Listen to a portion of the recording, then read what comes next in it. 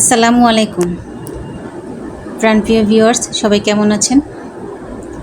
আজকে আমি রুই মাছ ফ্রাই করব। এর জন্য আমার যে মশলা লাগবে আমি আপনাদেরকে দেখানোর চেষ্টা করতেছি। রসুন, পেঁয়াজ, এক টুকরো আদা, নিচে 4-5টা গোলমরিচ, সামান্য একটু তেজপাতা, কয়েকটা আস্ত ধনিয়া, আস্ত জিরে, এক টুকরো দারুচিনি, একটা লং, একটা এলাচ, একটা শুকনো মরিচ, একটা কাঁচামরিচ। এবার আর নিচে ধনিয়া পাতা, সব উপকরণ আমি খুব ভালোভাবে পাটায় বেটে নিব। অনেকে কিন্তু মাছ খেতে পছন্দ করে না, কিন্তু বিয়ে বাড়িতে বা অন্য কোনো বড় কোনো প্রোগ্রামে গেলে তখন কিন্তু সবাই মাছটা খায়। কারণ ওই বিয়ে বাড়ির প্রোগ্রামে বা বড় কোনো অনুষ্ঠানে যেই মাছটা ফ্রাই করে ওটা কিন্তু অনেক মজা হয়। তো আমাদের এখানে একটা প্রোগ্রাম ছিল, এখানে যে মাছটা যেই শেফ তৈরি করছিল ওনাকে আমি জিজ্ঞেস করছিলাম যে ভাই এটা কিভাবে করছেন। তো উনি আমাকে যেইভাবে বলছে আমি সেভাবে চেষ্টা করতেছি।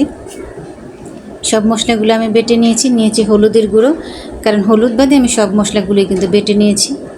এবার দিয়ে দেবো সামান্য একটু লেবুর রস, কারণ আমার মাছ তো বেশি না, এই জন্য বেশি লেবুর রস বা মশলার দরকার নেই। 1 চা চামচ পরিমাণে লেবুর রস হলেই হবে।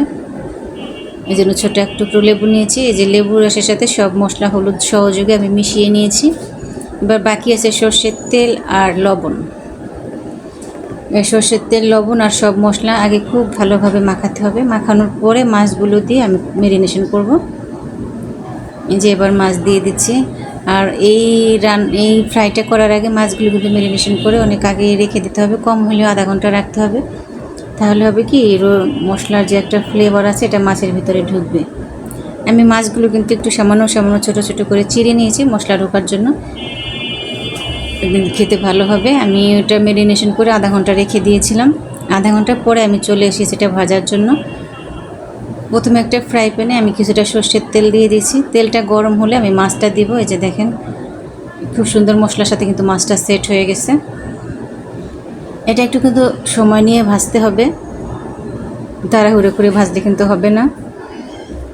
একটু সময় নিয়ে ভাজলে দেখুন উপরটা খুব সুন্দর ক্রিস্পি হয়েছে, ভিতরটা নরম। তেলে দেওয়ার সাথে সাথে কি সুন্দর একটা ফ্লেভার আসতেছে, সব মশলার কম্বিনেশনটা অনেক সুন্দর।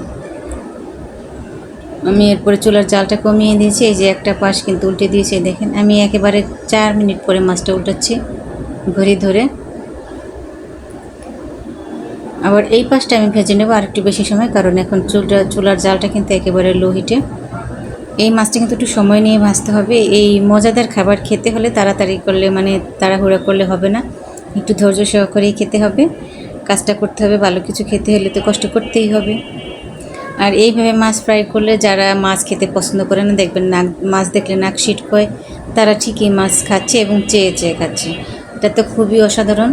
আমি বাবুচির কাছ থেকে জেনে আমি আগে বাসায় একদিন তৈরি করেছি, তো খেয়ে সবাই খুব ভালো বলছে, সবার খুব ভালো লাগছে, প্রশংসা করছে। তাই আজকে আমি আপনাদের সাথে শেয়ার করার জন্য চলে আসছি। আমার মাছটা কিন্তু ভাজা শেষ। এই যে দেখেন কি সুন্দর দেখাচ্ছে, কি লোভনীয়, মাশাআল্লাহ এত সুন্দর। আর লেট করা যাবে না, এবার আমি খেতে বসে যাব, কারণ মাছটা একটু গরম গরম খেতেই ভালো লাগে, আর গরম ভাতের সাথেই খেতে হবে, তাহলে খুব বেশি মজা পাবেন। এই যে দেখেন আমি কিন্তু আলাদা একটু পেঁয়াজ ভেজে নিয়েছিলাম মাছের সাথে, ভাতের সাথে খাওয়ার জন্য।